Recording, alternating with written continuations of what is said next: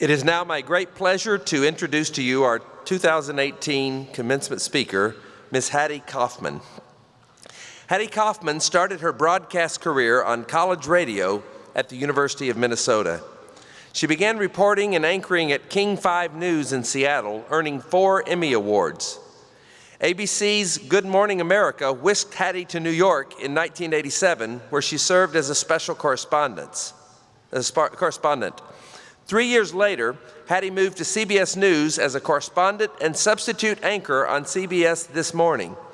In her 2 decades with the network, Hattie reported for 48 Hours, Street Stories, Sunday Morning, CBS Radio, CBS Special Reports, The Early Show, and CBS Evening News. She is a member of the Nez Perce tribe and is the first Native American to ever report on a national network broadcast. Hattie is a sought-after speaker at conferences and universities across the United States. She is also an author telling her own story in the wonderful 2013 memoir, Falling into Place. She is also a great friend to Northwest University. Hattie, please come and share your wisdom with us.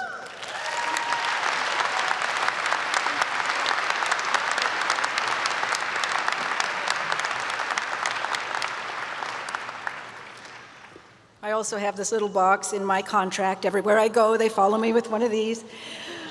Good morning.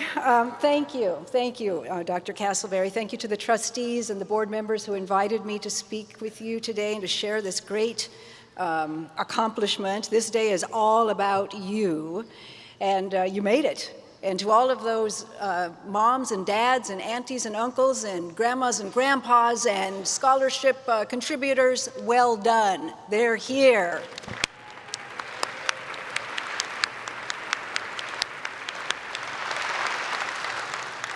I actually think this is a great time to be graduating and starting your life. You know, people will say, oh, things are bad out there. America's never been this divided. Pshaw. I'm a member of I made my life in the media, believe me, I know. The media presents everything worse than it is. And there is no conflict that the media won't make worse. Yeah, I mean, if there's a fire, we all run to it. It's like, but like a moth to the fire, except a moth singes and falls. Instead, we bring along a camera crew and say, everybody, come on, this way, as if this is what's happening, all the bad news. And yet I know there is some good news out there that you are graduating into. In fact, I did a little research. I want to read you one quote from this author, Johan Norberg. He's written several books on the state of human progress. And here's a quote. Despite what we hear on the news, the great story of our era is that we are witnessing the greatest improvement in global living standards ever to take place. Poverty, nutrition, illiteracy, child labor, and infant mortality are falling faster than at any other time in human history.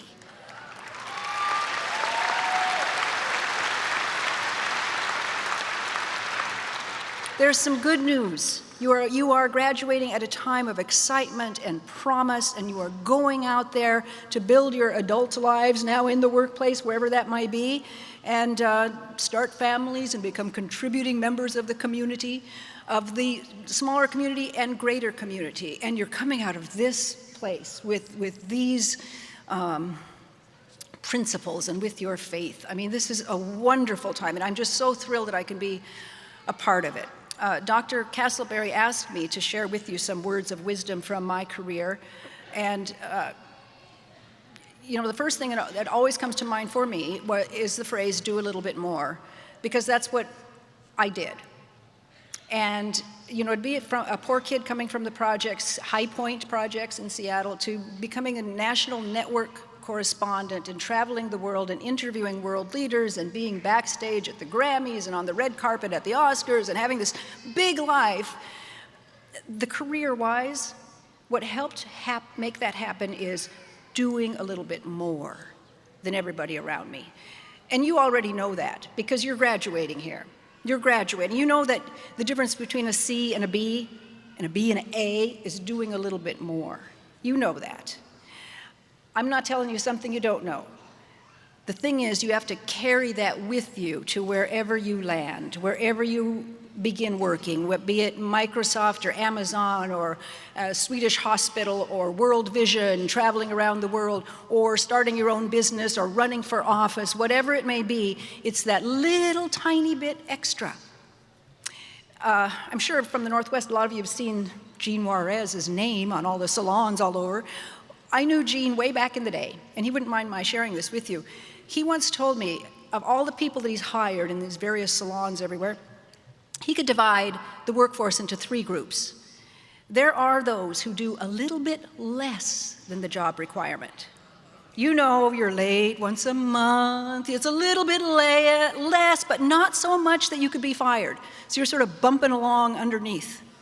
And then there's that group that does the job description.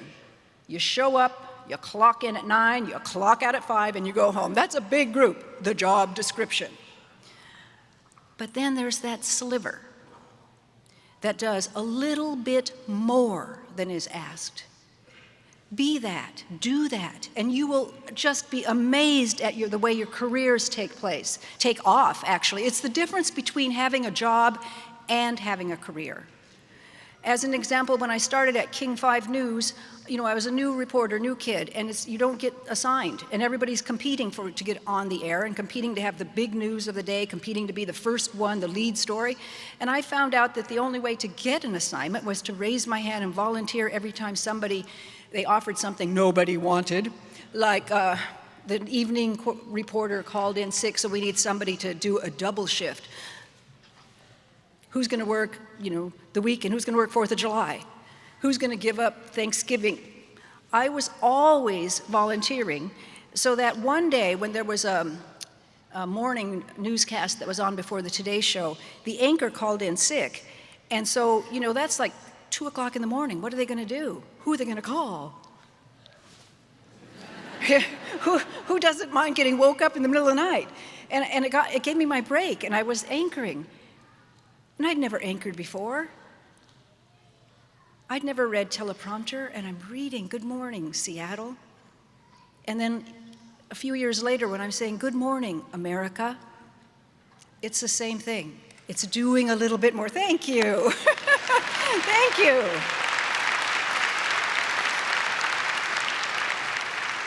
I mean, we have, you know, I'm not just talking about me, we have examples like this all over. Our new Seahawk, Shaquem Griffin, one hand. You don't think he did a little bit more his entire life? Yeah, you do a little bit more out there, and it opens doors for your career, but something more than that. You become an example. You open doors for other people when you do a little bit more. And this is very personal, I know this. I'll share one little story from childhood.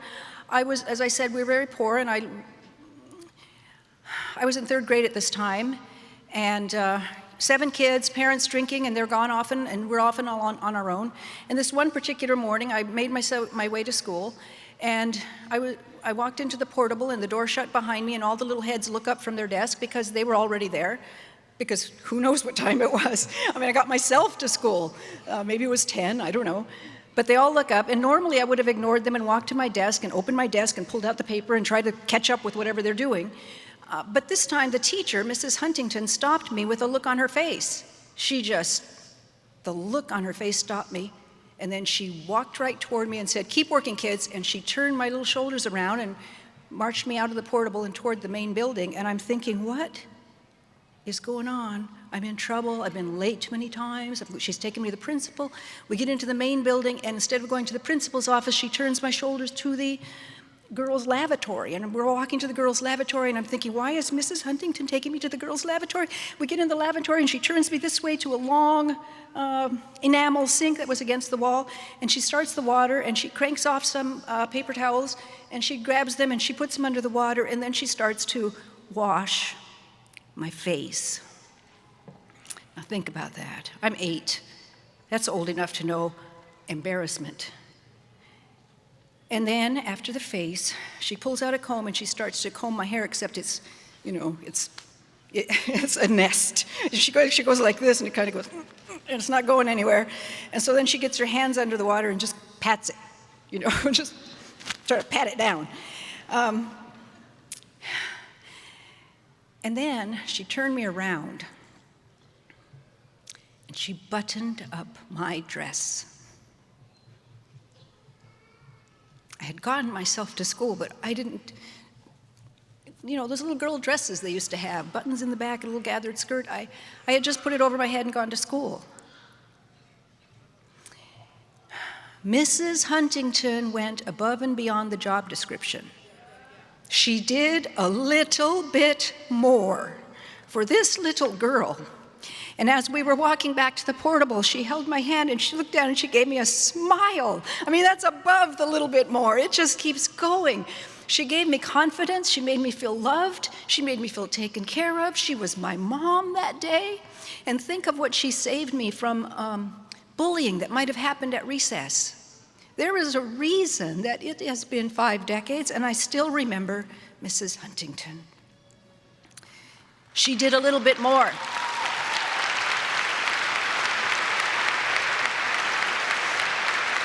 That's for her. Do you have one in your life? Has somebody done a little bit more for you? I see some heads nodding. Is there a place in your life where you can be a Mrs. Huntington and do a little bit more for somebody else? More heads nodding. You see, I like that thing that Jean Juarez told me about how it can change the difference between a job and a career when you do a little bit more. But I've learned it's not just about the career. It's about life and community. I started my comments with you, pointing out that things are better in the world and the media presents it. But I would be remiss if I did not acknowledge in this kind of church setting that it is also a challenging time in terms of the secular world having a hostile feeling toward the faith. There are even attempts to label Christian groups as hate groups. And that will be a part of wherever you might land. I don't know. I can only tell you from my own experience.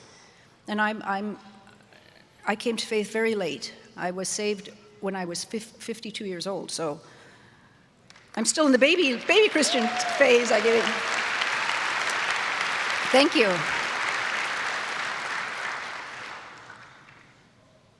And yet even here, you know, there are examples of doing a little bit more. I'm thinking about this guy that was at the Waffle House. I think his name is James Shaw. You heard about this recently in the news. A gunman comes in, he starts firing and kills 4 people. And James Shaw is just somebody who works at the Waffle House. And he had the choice of cower, hide, or fight back. And he ran to the gunman. He ran to him. He ran toward a firing gun, doing a little bit more. He was not only grazed by a bullet, his hand was burned when he grabbed the barrel. He threw the rifle around the counter so the gunman couldn't even reach it, so he's disarmed the guy. The police arrive. After he goes to the hospital, is treated for his burns, he goes home, changes his clothes, and goes to church. Goes to church. Go doing a little bit more. This is always tender territory to ask, can we do a little bit more in our faith? Yes, we can. I'm hearing that. Yes, we can. It's not just Sunday at 10 o'clock. It's not just clocking in and clocking out. Yeah. You can't be underneath and just bouncing along. And a funny thing happens when you combine trying to do a little bit more for the Lord and doing that a little bit more at work that I was talking about.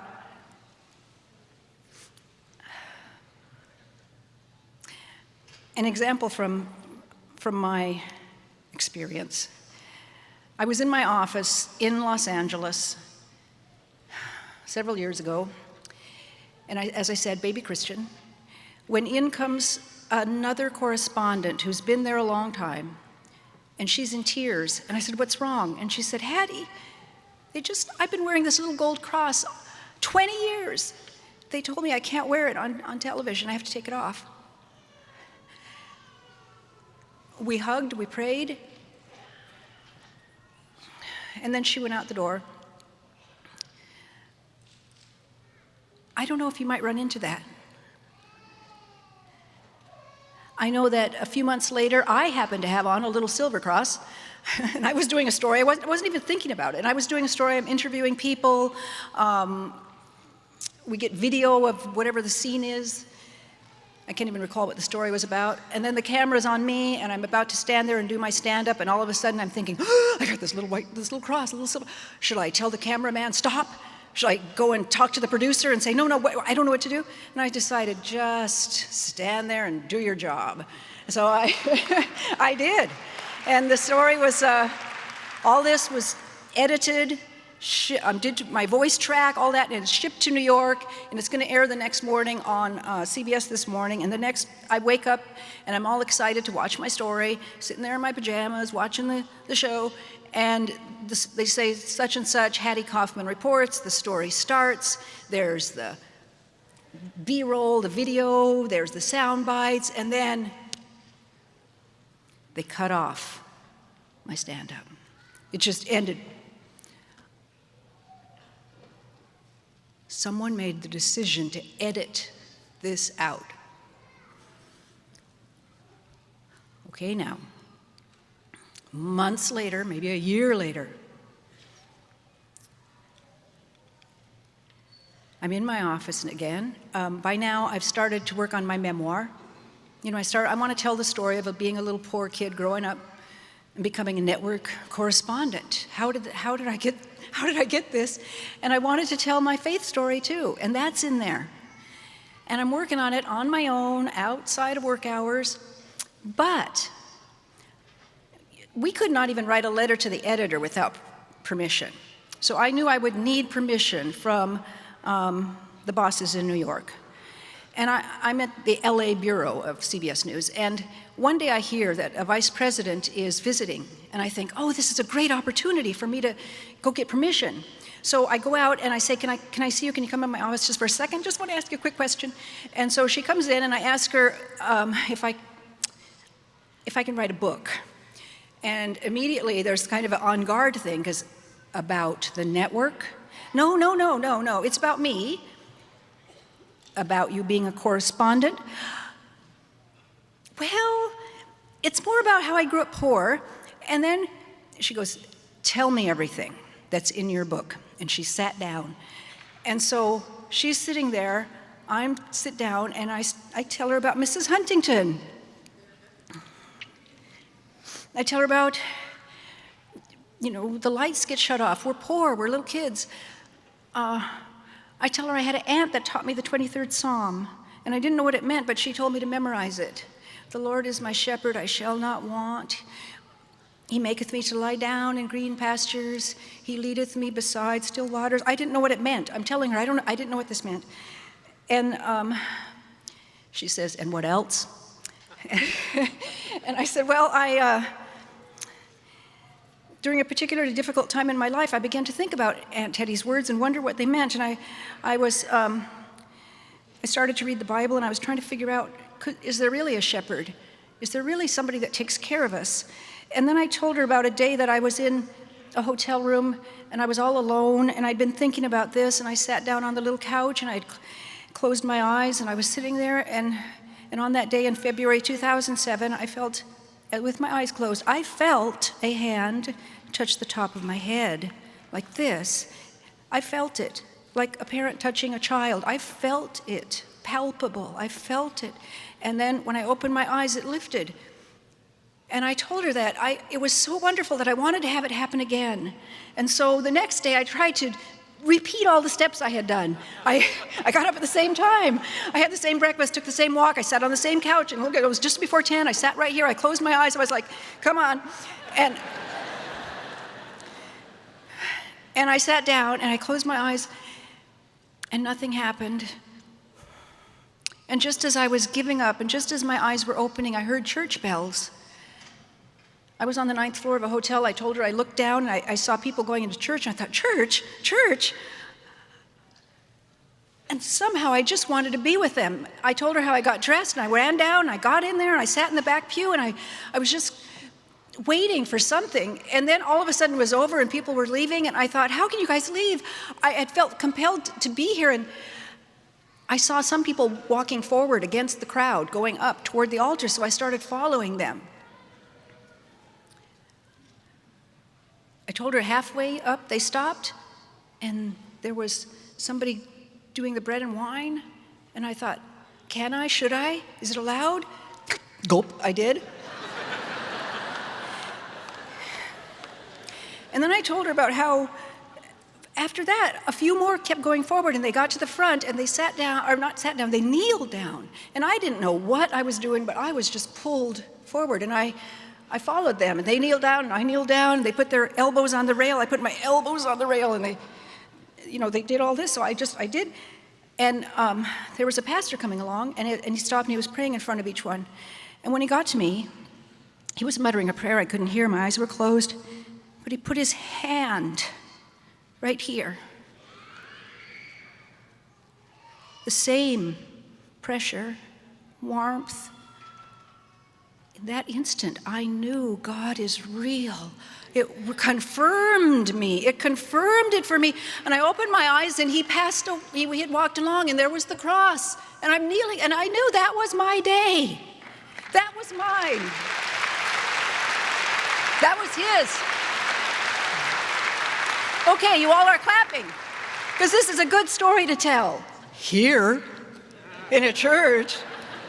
But this was like a slow motion dream when I came out of telling this story and looked up and realized that's the Vice President of Standards and Practices in my office. And she was staring at me. And I was thinking, if you made a list of people that you don't want to tell the hand to, she'd probably be at the top of the list. Because I had this slow motion realization that she's the one who must have been the one who told my friend you can't wear the little cross. The Vice President of Standards and Practices. And I couldn't take back anything, nor did I want to. I'm a reporter. I report the good news. But that didn't mean I wasn't scared. I looked at her and she looked at me. There was like this beat of silence. It seemed like we blinked in it. And then she stood up and she said, "Write your book." Woo! Yes. And then she walked out.